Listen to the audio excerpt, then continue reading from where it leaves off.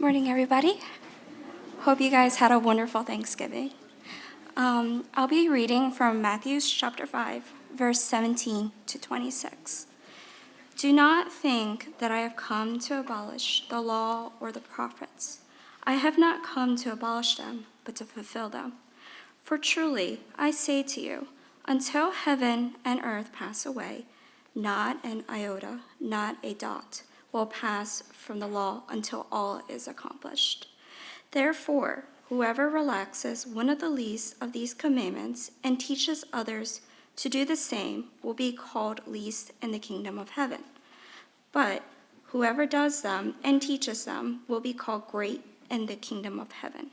For I tell you, unless your righteousness exceeds that of the scribes and Pharisees, you will never enter the kingdom of heaven.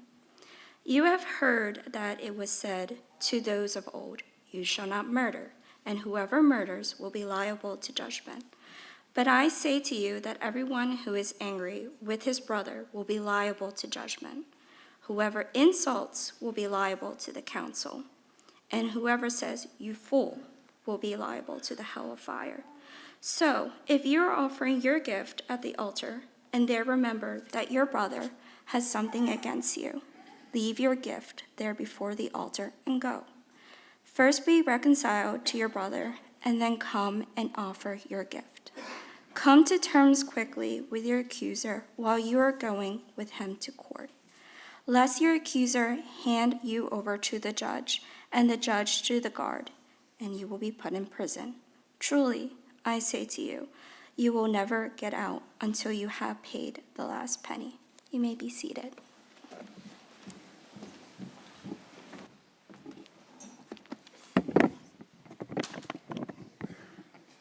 All right. So we've often talked here about how, especially in like younger generations and things, we're seeing like all sorts of rise in statistics for anxiety and depression and things like that. But if you read, especially like Christian counselors, they would say, yeah, but in some of the older generations and in the younger generations, but for us, there's been this alarming rise in just kind of like cultural anger that we all seem to share together. I don't know if you've noticed this, right? But if you look back over the past 10 years, they would say that the incidence of violent road rage have increased 400% just in the past 10 years.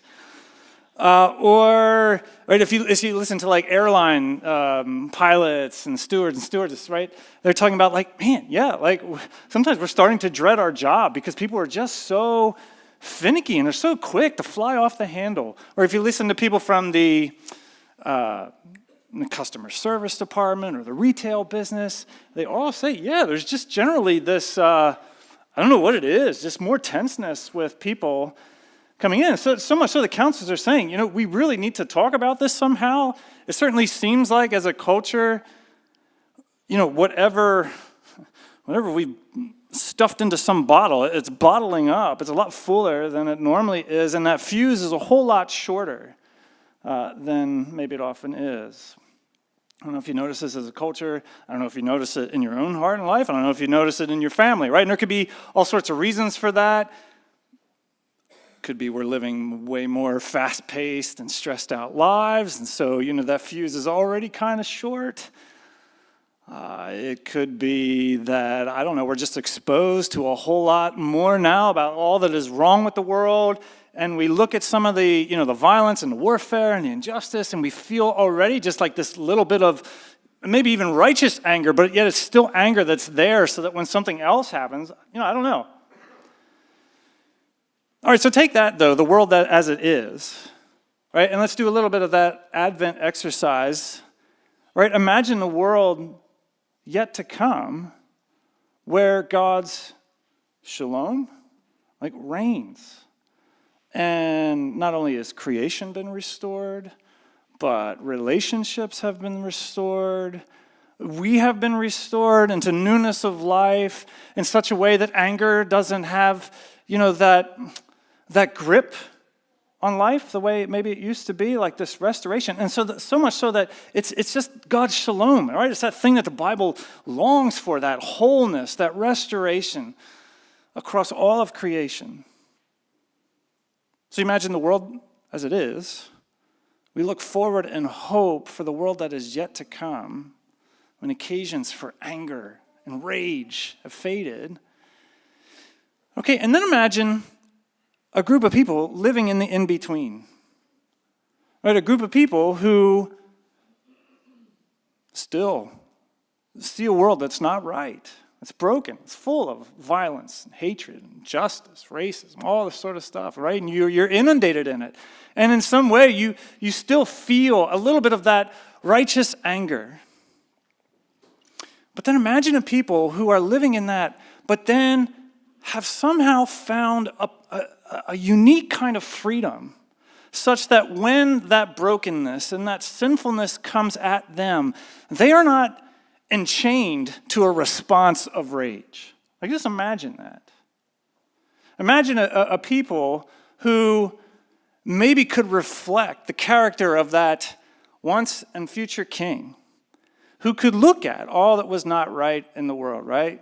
Could look at the neglect of justice and peace, whatever, the religious establishment taking advantage of whoever to line their pockets, right? You can see this Jesus who can look at that and can feel a genuine anger. And yet, when all that sinfulness and broken is turned to him, he seems strangely unaffected or strangely free. I'm going to keep using that word. Right? Imagine a people that could live in the in-between like that. Okay, and if you can imagine those three scenarios, the world as it is, the world that's yet to come, and the world and the people living in the in-between, you have a pretty good sense of what this passage is aiming for and what this passage is all about. Right? Jesus is doing two things in this passage. He's reiterating what he's been going around saying, that he is the fulfillment of all that God's people have been longing for and waiting for. He is the fulfillment of their identities, the fulfillment of their story. He's the fulfillment of their ethic. He is their long-awaited king, their long-awaited messianic redeemer. And he's here. And as a result, he's brought the kingdom near. And this kingdom operation, this kingdom of righteousness and shalom is underway. Right? So he's both declaring that, and then he's calling people to this greater righteousness of this kingdom. He's calling people to this higher ethic, or what we've been calling, basically has been working through the Sermon on the Mount. He's inviting people to the good life of the kingdom, right? And that's pretty much what we're going to explore today. We're just going to kind of unpack that, walk our way through, catch the main themes. We're not going to be able to hit all of it this morning, but just catch the main idea. And with that focus on, can you imagine a people that live this kind of freedom in the in-between that he's talking about here? All right, so let's kind of walk it through. You with me? Tryptophan kind of faded out, right? You got that all out of your system? We had 2 turkey things this week, including yesterday, so I might still be on a tryptophan hangover. I don't know if that's a thing, but anyway, so here we go. Here's how Jesus starts. Do not think that I have come to abolish the law or the prophets. Not my intent at all. I have come to fulfill them. You almost get the sense that let me say it this way. We're starting the section in the Sermon on the Mount, right? We've left the Beatitudes where Jesus pronounces blessing. We left that in-between passage last week where he calls them salt and light. Right? And now we're entering this section where Jesus is going to start to say things like, hey, you've heard it said this, but I tell you this.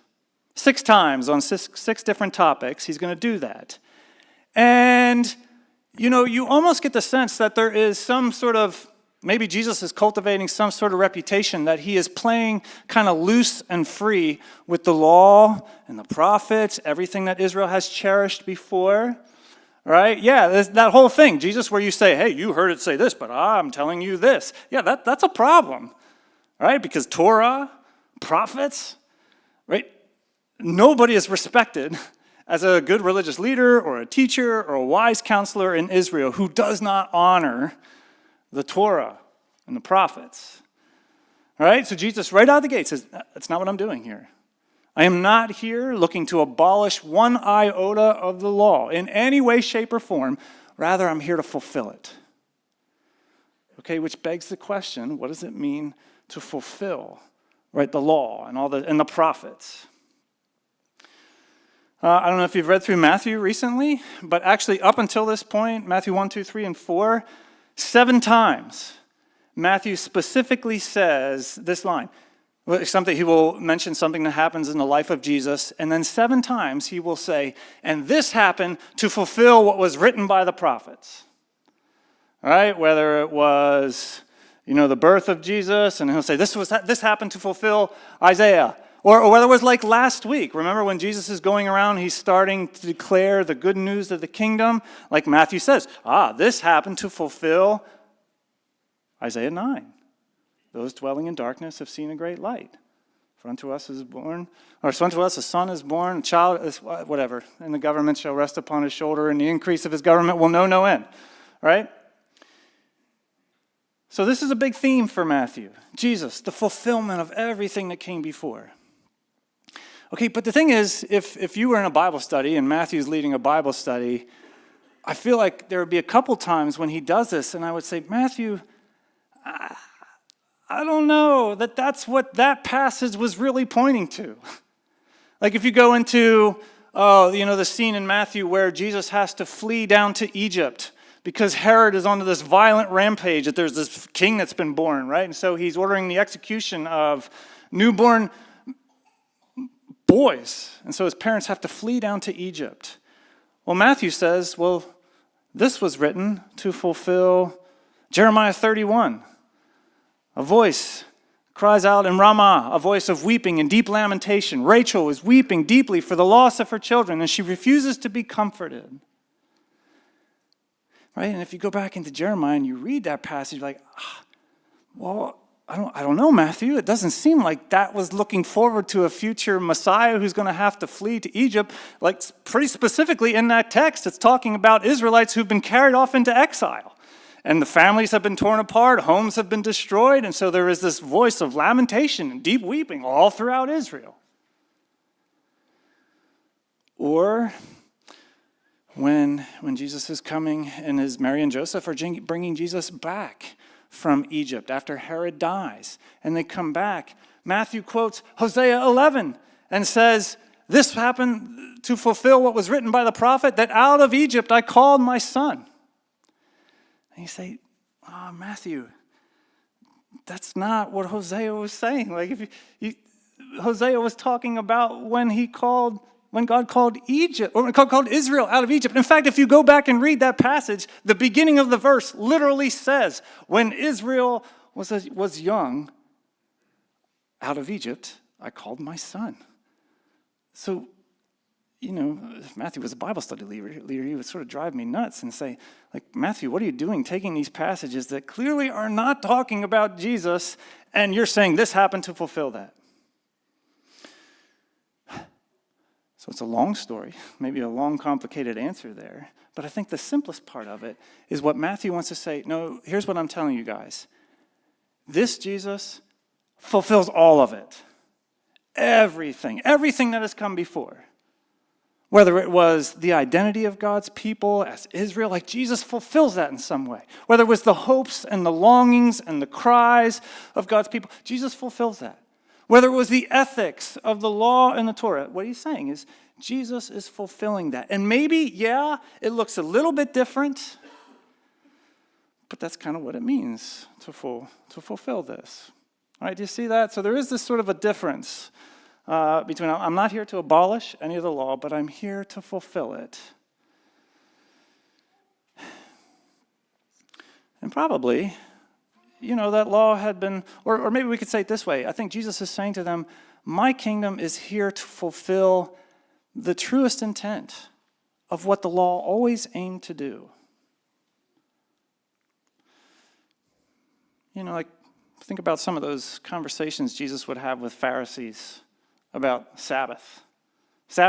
Torah 101, Israel law and identity 101. And Jesus, later on in Matthew, he heals a man with a withered hand on the Sabbath in the synagogue. And all the Pharisees, they come to Jesus.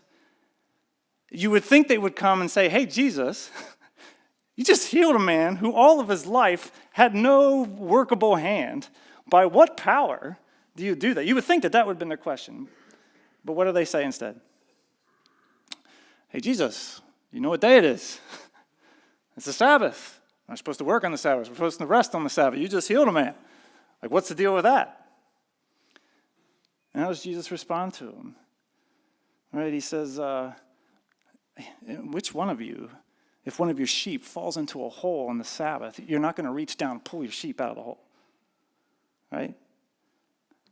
So how is it that you think that that's okay? That if one of your dumb sheep fall into a hole, you can reach down and save what belongs to you, but yet I cannot reach out and heal the hand of someone whom my Father deeply loves? Something is off if you're reading the law and you think it's okay to reach down and pull your sheep out, but I can't reach out and heal a man that my Father deeply loves. Or in conversations with the Pharisees, he'll chide them. Woe to you. Like, shame on you. You who faithfully tithe your dill and your cumin, right? All your spices, like you're supposed to do according to the law. But you neglect what? The weightier matters of the law, like showing justice, showing mercy, right? Having an eye that's looking out for the poor and the oppressed and the widows and the fatherless and the sojourners and the migrants, or looking for those who are desperately in need and showing mercy. Like, it's almost like you guys, you've missed this massive part of the law where you do this whole loving God with all of your heart, soul, mind, and strength thing well. You tithe faithfully, you give to the temple and all that. But there's this whole other section of what we love our neighbor as ourselves, right? And you are blatantly disregarding this, right? And so it's like Jesus is saying, okay, yeah, I'm not here to abolish the law, but I'm here to fulfill it in the things of, you've heard it said this, well, maybe it didn't go far enough, so I'm telling you this, so that we can fulfill what that law was always intended for. Right? You see it? This is why he says to them, look, I'm calling you to a greater righteousness than these Pharisees out there are exhibiting and modeling before you. I'm calling you to a greater righteousness than just this pure, love of God with all your heart, soul, mind, and strength, and this, absentee care for your neighbor. And then there's this one little line here that gets us actually a little bit nervous, where he actually says it there in verse 20. For I tell you that unless your righteousness exceeds that of the scribes and the Pharisees, you'll never enter the kingdom of heaven. Okay, that gets us a little bit nervous, right? Because now he's saying, well, not only am I calling you to a greater righteousness, but unless your righteousness is greater than these Pharisees and these scribes, who were, the people that everybody looked to. Well, they must be the model examples of what it means to live righteously. And you're saying, unless I'm living more righteous than them, or living out a greater rightness, I have no access to the kingdom? What is that? Again, we can't spend a ton of time on this.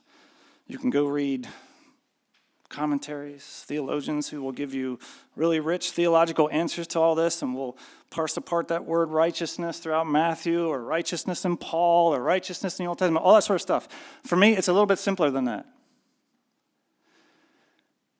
I think simply what Jesus is saying here is, hey, when that future kingdom arrives in its fullness, right, this kingdom of perfect shalom and rightness, where creation has been restored, our relationships with one another have been restored, you and I have been restored fully. When that kingdom comes, and when I am reigning in that kingdom perfectly in fullness, there will not be in that kingdom anybody who cares more about the life of a dumb sheep than they do about a man in need. That's all that he's saying. That will not be there in that kingdom. Right? And if that's you, if you care more for the possessions that are yours instead of the people who are in need around you, and if that carries all the way to the kingdom, this kingdom is not for you. If you prefer to have that pharisaical life where you care solely what's yours, And you go and you love God with all your heart, soul, mind, and strength so that he will in turn protect all that's yours. And you care nothing for those around you. And you have no intention of caring for those around you. This kingdom is not for you. There will be no one in that kingdom. Do you see it? It's just much more simpler than that. When that kingdom comes, there will be no one in it, like the Pharisees. Or we could say it this way also, and I think this is the good news of it. If you have entrusted your life to Christ, and you recognize that Jesus is that long-awaited King, the one who is going to lead us to restored life to the full. And if you have entrusted your life to him in such a way that you have opened your heart and your life to him, you're allowing his Spirit to come and to examine and to expose and to do that refining work. And if it is your desire, Lord, make me more like you, then we claim that promise that he who begins the work will bring it to completion in you. So that when that day comes, right, how's that verse end? He who began the good work, I'm confident of this, he who began the good work and will bring it to completion when? At the day of Christ.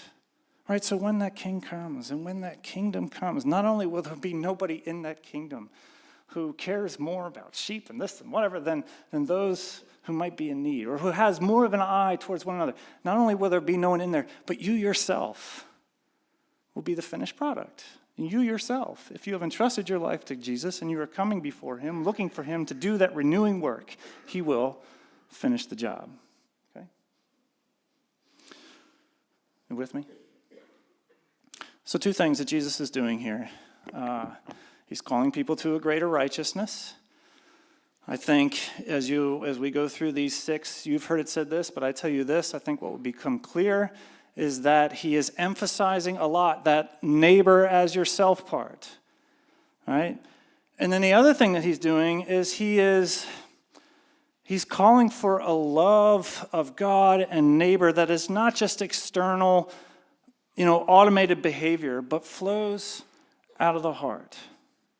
Deep-seated, whole person, love of God and love of neighbor, right? And that's what you see here as we turn to the anger part, right? Where Jesus says, you've heard it say, don't commit murder. Okay, but I'm telling you, don't harbor anger against your brother. I'm telling you, don't in that anger hurl insults at your brother. I'm telling you, in that anger, don't dehumanize that person by calling him raka, fool. Right? You see what Jesus is doing, right? You've heard it said this, don't murder. Okay, well, let's kind of dial that back and say, well, not only not murder, but let's not dehumanize somebody by calling them fool. Let's not retaliate with insults and slander. And then he brings it all the way back to the internal heart and says, and hey, let's not harbor anger and bitterness in the heart towards them. Or maybe, sorry, I think I'm going off tryptophan. I always tell Fuzzy, man, I should not be playing piano on the days when I'm preaching because my mind wanders a little bit. I lost it there for a second, but here it is. We're back in, I think. Right? James is a great commentator on the Sermon on the Mount. If you want to read a good book as you're working through the Sermon on the Mount, go read James. Because you imagine that James was sitting right there on the mountain, on the hillside of Galilee, and he heard everything. And then James, in his book, he's applying that, and he's taking that out. And James, he will talk a lot about anger. And he will say a couple things. In chapter 1, he will say things like, hey, be quick to listen, slow to speak, and slow to become angry. Why? Because the anger of man doesn't produce the righteousness of God. James, I think we could say it this way. When we think about anger, there is a very real sense that anger is this natural reaction that we often have when we see things that are blatantly, blaringly not right. Right? When you look at violence, injustice, hatred out there, when you see that, there's this emotion of anger. God has that emotion. Right? If God didn't have that emotion, we would have no hope that one day he is going to come and judge and avenge and make things right. And as people created in his image, we too, we carry that emotion. Or as C.S. Lewis says, if you somehow manage to become a person who doesn't have anger anymore, he would say it as, well, you haven't become some mystic Buddhist monk who has transcended all earthly attachments and learned to let go of all this. He said you become a cold corpse in a morgue, right? Because there is this sense that part of being human is this natural response of anger when we see it out there. Okay, but then James says, but there's something different about this anger of man. And if you keep reading in James, if you go into chapter 3, which is one of the more annoying passages in all of Scripture for me, chapter 4, James starts by asking this question. What causes fights and quarrels among you? And it's so annoying to me because if I find myself in a fight or a quarrel, I know why we're fighting or quarrel. And I have a very specific answer for that. And 9 times out of 10, it's not the answer that James would give. What causes fights and quarrels? Why am I in a fight and a quarrel right here? I tell you why, because the other person's acting like an idiot. Or the other person has taken something from me that I cherish and I deeply long for. And everything inside me says, go fight to get it back. Yeah, and James says, that right there, that part. Don't you know, says James, that your passions and your desires are at war within you? You desire, but you don't have, and so you kill and you covet. You kill. You covet and you cannot obtain, and so you fight and quarrel. Do you see what James is saying? He's actually saying, what causes fights and quarrels? Yes, there is this involvement of the other person's sin and their brokenness, but don't make the mistake of thinking that is why you are engaged in anger. Why are you engaged in anger? Because you have desires at war within you, and they are raging, and they are calling you to go and fight. I think this is what Jesus is getting at here when he says, hey, you've heard it say, don't commit murder, but I tell you, don't harbor anger in your heart, right? Or don't retaliate when you come up against sin. Don't retaliate with insults and slander and vicious attacks.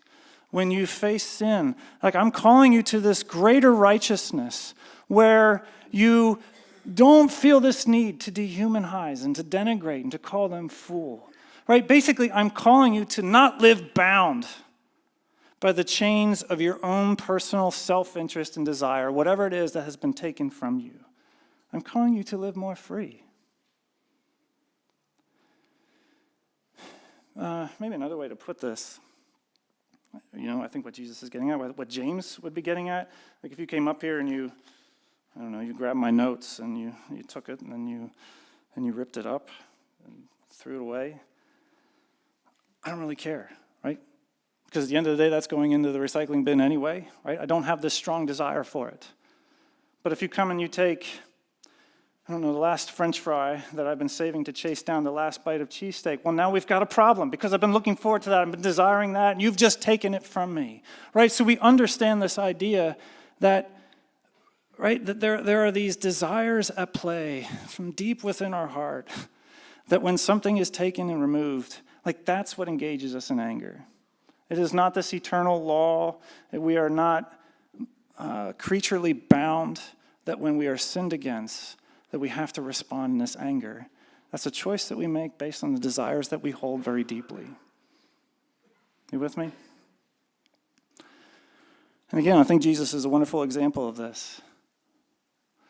Right? When Jesus can see injustice, warfare, when he sees Pharisees caring more about dill and cumin than he does caring about, those in need or those who need to be shown mercy. Right? He's flipped over tables before. We know that Jesus experiences this anger.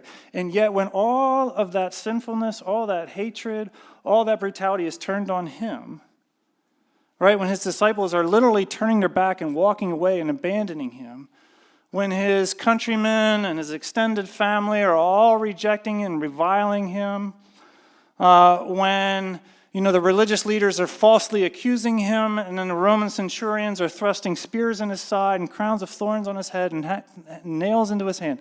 Like in that moment, when all of that is coming towards him, like there is this wild freedom that he has. So that quite literally, instead of calling down the legions of heavenly hosts, which he could fully do to snuff these people out who are treating him sinfully, what is he doing? He is literally calling down God's forgiveness.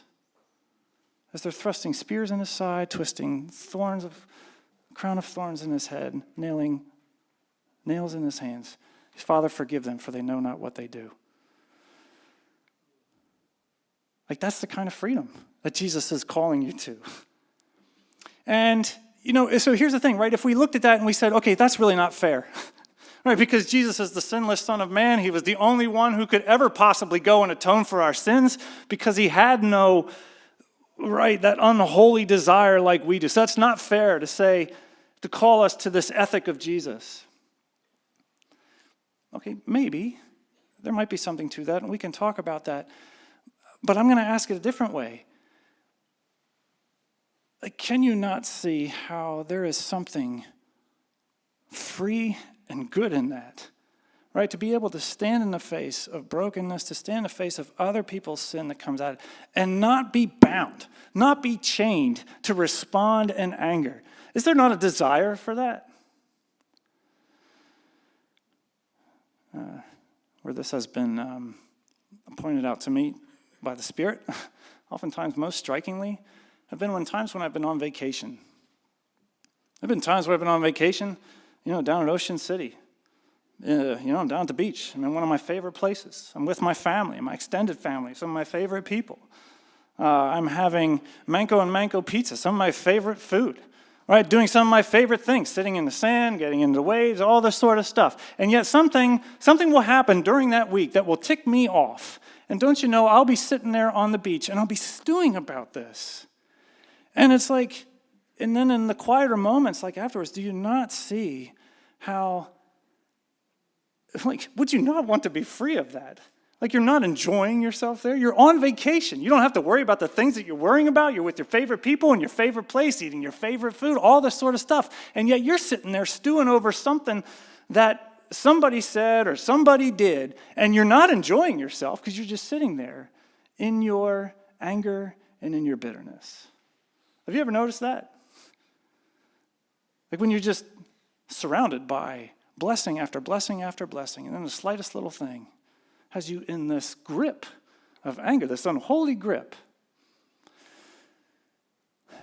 The interesting thing, Amy and I, in our early days of marriage, we actually used to be fearful. You remember, we would be fearful of going on vacation because sometimes, it oftentimes just didn't go well. Something would happen, she'd say something, or I'd say something, and we'd get upset with each other. And what I came to learn about myself in that, well, it's precisely what James is saying. Like, what is happening on vacation? It's that all of my desires are being intensified. They're being gratified and thus intensified, right? I'm in my favorite place. I'm getting my favorite food. I'm hanging out with my favorite people, doing my favorite things. Like all of the desires that I have and that get frustrated all throughout the year because I'm not enjoying that, are coming to fruition here in this moment. And so the importance of myself and my desires is elevated, so much so that if Amy would say the slightest thing to accuse me of wrongdoing, or to step in on my peace, or to take some of that joy and delight and satisfaction of joy, just take a little bit of away from it because my desires have been so elevated to doggone it idolatrous status. Man, I'm going to lash out. Right? You with me, Tommy? You know what I'm saying? And then it's in those quieter moments, man, wouldn't I desire to be free of that? Wouldn't I desire, and not just in the vacation times, but man, times when I want to shepherd and counsel my kids when they're knee deep in this, that, or the other, wouldn't it be so nice to be free of anger so that I can calmly disciple them and shepherd them and lead them? right? If I'm going to be a faithful servant, if I'm going to be salt and light in a broken world, in a sinful world, and I'm going to move out into a world that is waiting, as Jesus said, to persecute you for his sake, man, the only way I'm going to do that is if I find some sort of freedom from this elevation of personal desires that would enchain me into the grips of anger and rage. I've got to be free of that. So much more we could say. We got to begin to wrap this up. So essentially, like, this is why Jesus is saying, yeah, that there will be none of that in that eternal kingdom. Right? And the thing is, as I'm here now, inaugurating this kingdom, I'm offering that reign, that good life, that greater righteousness to you even now. So look, if that's not your desire, if you have no desire to be free of anger and be more free like Christ in the face of sin and opposition, and I don't know what to tell you, you're going to be a little bit frustrated as Jesus continues to move through the Sermon on the Mount. But if it is your desire, then I think Jesus gives us a couple quick things, and we'll end it with this. First of all, he says something really striking. He says, look, if your brother has something against you, you go to your brother. That's interesting, right? Because he doesn't here say, hey, look, if you have something against your brother, you go to your brother. You would think that that's where he would go, but instead he says, hey, don't harbor anger, bitterness, all that sort of stuff. And so here's the thing. If your brother has something against you, it's your response. You need to go to him. And I think there's an important principle here. Like, it's like we deal with this anger together. And I have this sort of responsibility towards my brother or my sister. And if even unknowingly or unintentionally I do something that offends them, that wounds them, like Jesus is saying, go to them. He pushes us so far to say, hey, if you don't, even before you bring your gift to the altar, even before you do that whole love God with all your heart, soul, mind, and strength thing, go to your neighbor. Even if you really didn't intend it, or even if they're accusing you in wrong, falsely, go to your brother and sister. Be quick to listen, slow to speak, slow to become angry. You see, we're saying that we have this responsibility to help one another. So that's one thing, one very practical thing I think we could say. How do we do this? Well, we do it together. 2, I would say this. How in the world do we find sort of this freedom? Honor the Advent season.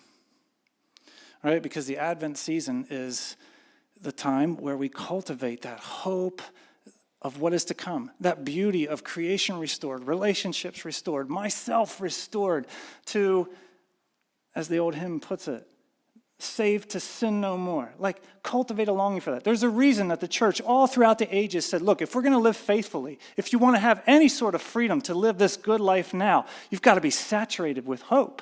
And you've got to be saturated with all that is already yours in Christ. Like, look to that. Take a season to cultivate a desire and a delight for that.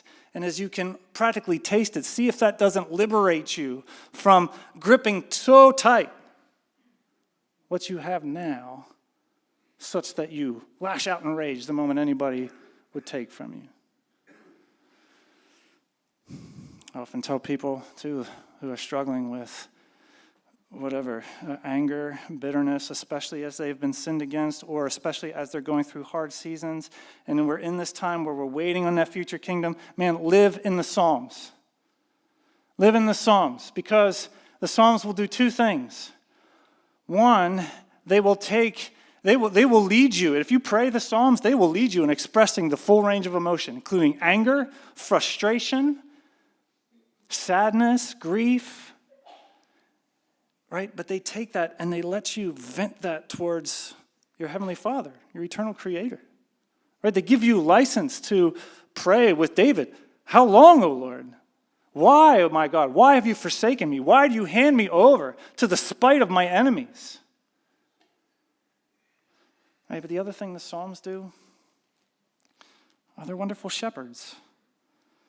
I mean, as you redirect that anger and that rage and those deep emotions that you're feeling, like, not only does the Psalm give you license to express that toward God, but then they gently shepherd you. Like, think about Psalm 37, where you can just hear the psalmist calmly coming alongside saying, hey, be still before the Lord and wait patiently for him.